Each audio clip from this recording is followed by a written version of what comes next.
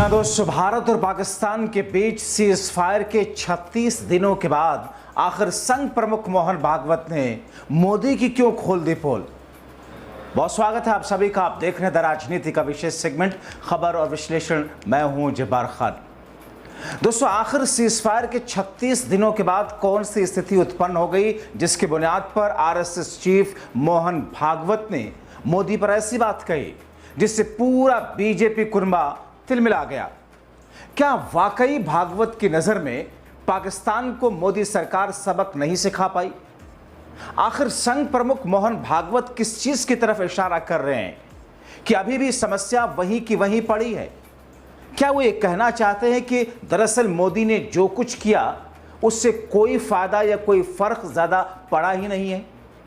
आखिर संघ प्रमुख के जरिए जो बातें प्रधानमंत्री मोदी को लेकर के या मौजूदा वक्त के सत्ता पक्ष को लेकर के कही गई, उसमें कौन से वो बिंदु हैं जिनकी बुनियाद पर यह कहा जा रहा है कि साहब एक एक करके संघ प्रमुख ने पोल खोल दी मोदी की। दोस्तों, संघ प्रमुख मोहन भागवत या आरएसएस और भारतीय जनता पार्टी, कहा यह जाता है कि साहब चूंकि संघ का ही एक पॉलिटिकल विंग है भारतीय जनता पार्टी, मगर बीजेपी ये दावा करती है कि साहब संघ का उसमें कोई दखल नहीं होता है। मगर दूसरी तरफ संघ को नजदीक से जानने और समझने वाले ये कहते हैं कि संघ की मर्जी के बिना बीजेपी में पत्ता तक नहीं हिलता।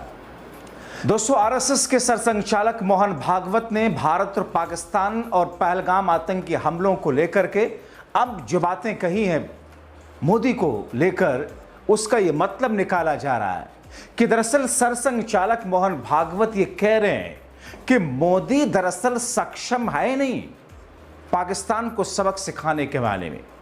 यानी कि एक तरफ जो एक बड़ी और लंबी लकीर खींची हुई है इंदिरा गांधी के जरिए, और दूसरी तरफ 2025 में जबकि भारत इतना ज्यादा सक्षम है, तब के मुकाबले अब भारत इतना ज्यादा मजबूत है, मगर मोदी सरकार कुछ खास कर नहीं पाई।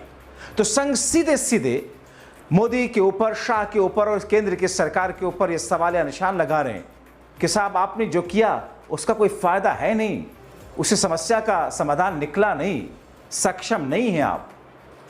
दोस्तों, आरएसएस के चीफ मोहन भागवत ने पहलगाम आतंकी हमले के बाद के घटनाक्रम पर अभी भी नागपुर में जो प्रतिक्रिया दी वो प्रधानमंत्री मोदी को निराश करने वाली है।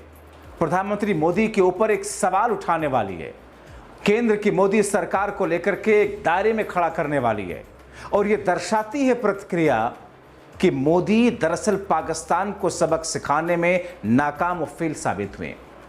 मोदी खेमे को उम्मीद थी कि संघ प्रमुख, जो कि 30 अप्रैल 2025 को प्रधानमंत्री मोदी से 1 घंटे की मुलाकात के बाद लौटे थे, ऑपरेशन सिंदूर के लिए उनका खुल करके समर्थन करेंगे। क्योंकि आपको याद होगा कि जब संघ प्रमुख मोहन भागवत ने प्रधानमंत्री मोदी से मुलाकात की थी पहलगाम आतंकी हमले के बाद, और उसके बाद जब वो निकले थे उसके बाद ही मोदी ने जातीय जनगणना का ऐलान किया था, और फिर उसके बाद पाकिस्तान के ऊपर ऑपरेशन सिंदूर चलाया था। माना ही जा रहा था कि उस ऑपरेशन सिंदूर को लेकर के आरएसएस चीफ मोहन भागवत मोदी की तारीफ करेंगे, मगर हुआ नहीं ऐसा। कार्यकर्ता विकास वर्ग द्वितीय के समापन समारोह में मोहन भागवत के बयान ने राजनीतिक हलकों में हलचल मचा दी, भारतीय जनता पार्टी के खेमे में तूफान खड़ा कर दिया। क्योंकि आरएसएस चीफ मोहन भागवत ने ना तो मोदी का नाम लिया, न ऑपरेशन सिंदूर का जिक्र किया, न सीज फायर का उल्लेख किया। भागवत ने क्या कहा? भागवत ने कहा कि पहलगाम हमले के बाद की कार्रवाई के बावजूद संकट बरकरार है। यह अपने आप में बहुत बड़ी टिप्पणी है दोस्तों। ऐसा है जबकि केंद्र की मोदी और शाह की सरकार को नंगा करने के लिए काफी है। यह कोई विपक्ष का नेता नहीं कह रहा, बल्कि संघ प्रमुख मोहन भागवत कह रहे हैं कि पहलगाम हमले के बाद की कार्रवाई के बावजूद संकट ज्यों का त्यों है, समस्या ज्यों की त्यों है, कोई फायदा हुआ नहीं। हालांकि उन्होंने सेना की कार्रवाई की सराहना की, लेकिन यह कहना कि समस्या का समाधान नहीं हुआ सवाल उठाता है। यानी कि संघ प्रमुख ने जो बातें कही हैं कि समस्या का समाधान हुआ नहीं, ये दरअसल मोदी शाह की सरकार पर सवाल है। क्या भागवत के बयान सेना की कार्रवाई पर सवाल था? बिल्कुल नहीं। ये सवाल उन लोगों के लिए है जो सवाल उठाने वालों को कटघरे में खड़ा करते थे। यानी कि संघ प्रमुख ने वही बात कह दी जो बात राहुल गांधी, जो बात कांग्रेस पार्टी, जो बात विपक्षी पार्टियां कहती हुई आ रही थी। दोस्तों, 9 मई को ऑपरेशन सिंदूर शुरू होने के बाद भागवत ने देशवासियों से सेना और सरकार का समर्थन करने की अपील की थी, लेकिन अचानक युद्ध विराम ने संघ को असमंजस में डाल दिया। पूरे देश को असमंजस में डाला। डोनाल्ड ट्रंप ने विपक्ष को असमंजस में डाला, हम सबको असमंजस में डाला कि आखिर मोदी ने यह जंग रोक क्यों दी जब सेना पराक्रम दिखा रही थी। संघ अभी भी आश्चर्य में है कि हुआ क्या है। दशकों से जो बीजेपी और संघ परिवार कांग्रेस पर आरोप लगाते रहे कि उसने 1971 समेत कई मौकों पर पाकिस्तान अधिकृत कश्मीर यानी कि पीओके पर कब्जा नहीं किया। अब सवाल यह है कि अगर मोदी सरकार के समय सेना पाकिस्तान को घुटनों पर ला सकती थी तो युद्ध विराम क्यों हुआ? इसी सवाल को लेकर के भारतीय जनता पार्टी आज तक जवाब नहीं दे पाई। ये जो बातें कही जाती ना, डॉगी पालतू सत्ता के तलवे चाटने वाली मीडिया के जरिए कि साहब वो तो विदेश मंत्रालय के सेक्रेटरी ने बोल दिया कि साहब इसमें डोनाल्ड ट्रंप का हाथ नहीं है, वो तो फलाने ने बोल दिया। मोदी क्यों नहीं बोले? मोदी तो बर्थडे के लिए लोगों को विश करते हैं। मोदी तो गैस से कि नाली से गैस निकलवा करके चाय बनाने की बात करते हैं। इतनी सारी बातें तो वो करते हैं। सिकंदर के बिहार पहुंचने की बात करते हैं और बिहारियों के जरिए सिकंदर को भगाने की बात करते हैं।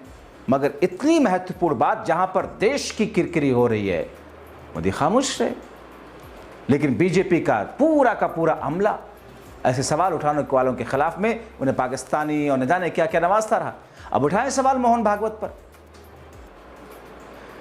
युद्ध विराम क्यों हुआ? मोहन भागवत इस आशंकित थे। भागवत का बयान यह सुझाता है कि सरकार की रणनीति पर अप्रत्यक्ष रूप से सवाल उठा रहे हैं। दोस्तों, संघ प्रमुख मोहन भागवत का बयान ऐसे समय में आया जब विपक्ष ऑपरेशन सिंदूर पर सवाल लगातार उठाता रहा है। अभी भी सवाल उठ रहे हैं। संसद के विशेष सत्र की मांग करता रहा है। जिन सवालों को अभी भी वो उठा रहे हैं, आपके सामने एक बार फिर से मैं उन सवालों को दोहरा दूं, क्योंकि इस बीच में कई सारे ऐसे हादसे जिसकी बुनियाद पर सवाल पीछे छूट रहे हैं। लेकिन मोदी सरकार ने क्या किया? मोदी सरकार ने संसद के मानसून सत्र का ऐलान करके दरअसल यह दर्शा दिया कि हम विशेष सत्र नहीं बुला रहे। सवाल थे, जल्दी से आपके सामने रख देते हैं। यही सवाल मोहन भागवत के मन में भी है जो विपक्ष उठाता रहा कि विदेश मंत्री ने ऑपरेशन शुरू होने से पहले पाकिस्तान को क्यों सूचित किया? जब सेना जीत रही थी तो युद्ध विराम क्यों किया गया? सीजफायर की घोषणा अमेरिका ने क्यों की? राष्ट्रपति ट्रंप ने 13 बार मध्यस्थता की बात क्यों कही? पीएम मोदी ने इसका खंडन अब तक क्यों नहीं किया? कश्मीर का द्विपक्षीय मुद्दा रखने की नीति के खिलाफ अमेरिका की मध्यस्थता क्यों? क्या इस ऑपरेशन में राफेल समेत 5 भारतीय विमान गिरे, जैसा कि सुब्रमण्यम स्वामी ने दावा किया? खुद भारतीय जनता पार्टी के नेता हैं। जो बातें कही चीफ ऑफ डिफेंस स्टाफ ने, वो तो अलग छोड़ दीजिए, खुद बीजेपी के नेता ने कहा। दोस्तों, आपको याद दिलाता हूं कि भारतीय सेना के chief of defence staff general Anil Chauhan ने ब्लूमबर्ग का वो इंट्रो आपको याद होगा जो विदेश में जाकर के उन्होंने दिया था। उन्होंने कहा था कि साहब, उनसे पूछा गया कि क्या विमान गिरे, कितने गिरे? उन्होंने कहा कि उससे ज़्यादा अहम यह है कि विमान क्यों गिरे। यानी कि उन्होंने तो साबित कर दिया कि साहब विमान गिरे हैं, क्यों गिरे इस पर बात होनी चाहिए, उनका कहना था। कौन थे? सीडीएस थे, सीडीएस हैं। सरकार इन सवालों का जवाब देने से अभी तक खामोश बरत रही है। सवाल यह भी कि जब पीएम मोदी ने 80 से अधिक देशों का दौरा किया तो इस युद्ध में केवल 2-3 देशों को छोड़कर कोई साथ क्यों नहीं आया? और वो भी 2-3 देश, सिर्फ और सिर्फ एक रस्मी जो जुमले होते हैं वही कहा गया। दोस्तों, देखा जाए तो इन मुद्दों पर मोहन भागवत का पहले मौन रहना और अब यह कहना कि समस्या का हल नहीं निकला भारत के जरिए, यानी कि जो जवाबी कार्रवाई थी भारत की, उसके बावजूद समस्या का हल नहीं निकला, संकट ज्यों का त्यों है, ये साफ करता है कि संघ प्रमुख और संघ न सिर्फ मोदी से खुश नहीं बल्कि नाराज भी हैं। जैसा कि आपने देखा 2024 के लोकसभा चुनाव के पहले संघ का मोदी के बीच मतभेद की खबरें खुलकर आई थी। आप जानते हैं संघ और मोदी सरकार के बीच मतभेद नए नहीं है। 2024 के चुनाव में बीजेपी ने 400 पार का नारा दिया, विपक्ष को दुश्मन की तरह देखते हुए आक्रामक प्रचार किया। मोदी ने खुद मंगलसूत्र, घुसपैठिए, बटोंगे तो कटेंगे जैसे सांप्रदायिक बयान दिए। इससे हिंदू मुस्लिम के बीच में खाई बढ़ी, लेकिन जनता ने बीजेपी को 240 सीटों पर समेट दिया था, आपको याद है। तब विपक्ष ने दावा किया कि 400 पार का नारा संविधान बदलने के लिए था, जो दलितों पिछड़ों के मन में बैठ गया। इस बीच भागवत के बयान जैसे कि हिंदुत्व कोई धर्म नहीं बल्कि जीवन पद्धति है, मुसलमान और ईसाई भी समाज का हिस्सा हैं, नक्कार खाने में तूती की तरह दब गए। अब जब कि अभी भी बीजेपी यहां तक कि खुद मोदी शाह भी हिंदू मुस्लिम लाइन लेते हुए नहीं थकते, मगर भागवत ने अपनी लाइन ऐसा लगता है बदल दी।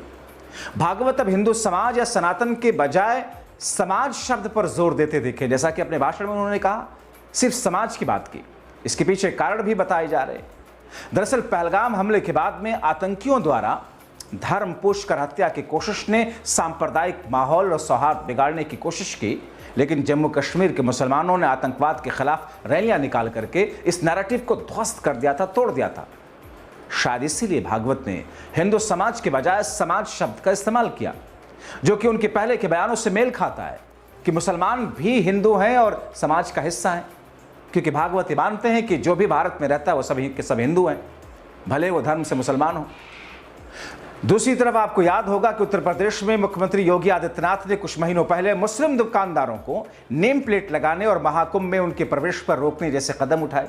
हालांकि गंगा जमुनी तहजीब के साक्षात प्रतीक संगम में जहां साफ तौर पर गंगा और जमुना नदियों की धाराएं मिलती हैं, वहां मोदी योगी किनारे उसी संगम में डूब गए, तब जब कुंभ के हजारों भगदड़ प्रभावितों को प्रयागराज के मुसलमानों ने अपने घरों में शरण देकर के गंगा जमुनी तहजीब का उदाहरण पेश किया। उधर बीजेपी शासित यूपी में योगी राज में मुसलमानों के खिलाफ बुलडोजर कार्रवाई पर सुप्रीम कोर्ट को रोक लगानी पड़ी। मस्जिदों पर तिरपाल, मंदिर खोजने, औरंगजेब की कब्र खोदने जैसे मुद्दों पर संघ के भैया जी जोशी को कहना पड़ा कि औरंगजेब यहीं पैदा हुआ, यहीं उसकी कब्र रहेगी। इस बीच आपको पीएम मोदी का एक तरीके से दोहरा रवैया भी दिखा। आपने देखा, मोदी ने पहले तो बटेंगे कटेंगे नारे दिए, लेकिन ईद पर सौगात मोदी की घोषणा करके पाला बदल दिया। इससे बीजेपी समर्थक असमंजस में पड़ गए। आप देखिए कि जो संघ हिंदू एकता के सावरकर के बुनियादी विचारों पर खड़ा है और हमेशा से जाति प्रथा के साथ आरक्षण का भी विरोध करता रहा, यहां तक कि स्वयं मोदी भी इसके खिलाफ बोल चुके हैं, उन्हीं मोदी ने अचानक अगली जनगणना में जातियों की गणना कराने का राहुल गांधी की मांग को मंजूरी दे दी। तो उनके इस अप्रत्याशित कदम से समूचा संघ परिवार हिल गया। यही सावरकर समेत समूचे संघ की सोच पर हमला था।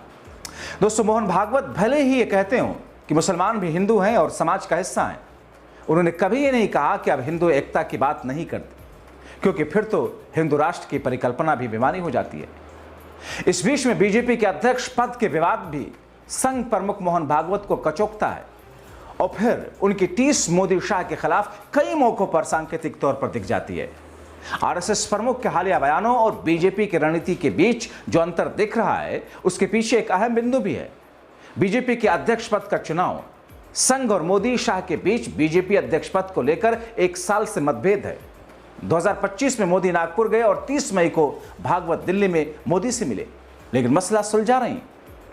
देखा जाए दोस्तों, तो प्रधानमंत्री नरेंद्र मोदी ने 11 वर्षों में पार्टी को स्वकेंद्रित बनाया, पार्टी की बजाय मोदी की गारंटी को बढ़ावा दिया और इसे चुनाव जीतने के लिए जरूरी बताकर संघ का मुंह बंद रखा। लेकिन 24 के चुनाव में बीजेपी को पूर्ण बहुमत नहीं मिली, तभी से संघ बीजेपी के संगठन को मजबूत करने पर जोर दे रहा। एक बात और, संघ को चुभिक भी गई पिछले लोकसभा चुनाव नतीजों से पहले बीजेपी अध्यक्ष नड्डा को बयान कि हम अब सक्षम हो चुके हैं बीजेपी, और उसके बाद 240 सीटों पर सिमटना। बिना कार्यकारिणी या संघ के सलाह के लिए एनडीए की बैठक बुलाकर खुद को फिर से नेता घोषित कर लिया। अब संघ अपने विश्वास पात्रों को अध्यक्ष बनाना चाहता है, जबकि मोदी शाह 2029 के लिए सरकार के साथ पार्टी पर भी पूरा नियंत्रण चाहते हैं। एक और चीज आप देखिए, 75 वर्ष वाला फॉर्मूला किसने बनाया था? नेताओं को रिटायर करने का नियम बनाएगा खुद मोदी शाह, जिसके चलते अडवाणी, जोशी जैसे कई नेता हाशिए पर गए। पार्टी नेता चाहते हैं कि यह नियम अब उन पर भी लागू हो, लेकिन वो पद छोड़ने के मूड में नहीं है, क्योंकि पार्टी अध्यक्ष ही पार्टी के प्रधानमंत्री पद का उम्मीदवार तय करता है। इसीलिए मोदी अपनी पसंद का अध्यक्ष चुनना चाहते हैं, पर संघ अब मोदी को मौका देने के मूड में ऐसा लगता है कि दिख नहीं रहा। मोदी के लिए ट्रंप की मध्यस्थता की बात और ऑपरेशन की सफलता विफलता पर चर्चा की मांग से ज्यादा बड़ा तनाव का कारण पार्टी का अगला अध्यक्ष पद का चुनाव है। भागवत का ऑपरेशन सिंदूर पर मोदी का नाम ना लेना समस्या का हल ना होने की बात कहना साफ करता है कि संघ और मोदी के बीच मतभेद गहरे हैं। दोस्तों, अब अगले कुछ महीनों में पार्टी अध्यक्ष का चुनाव इस सवाल का जवाब देगा कि आखिर किसकी चली और कौन बनेगा बादशाह। लेकिन मोहन भागवत का जिस अंदाज में ये बात कहना कि समस्या का समाधान हुआ नहीं, मोदी और शाह की पोल खुलता दिख रहा है। आप क्या सोचते हैं? अपनी राय कमेंट बॉक्स में जरूर लिखें। अभी के लिए इतना ही, बहुत शुक्रिया।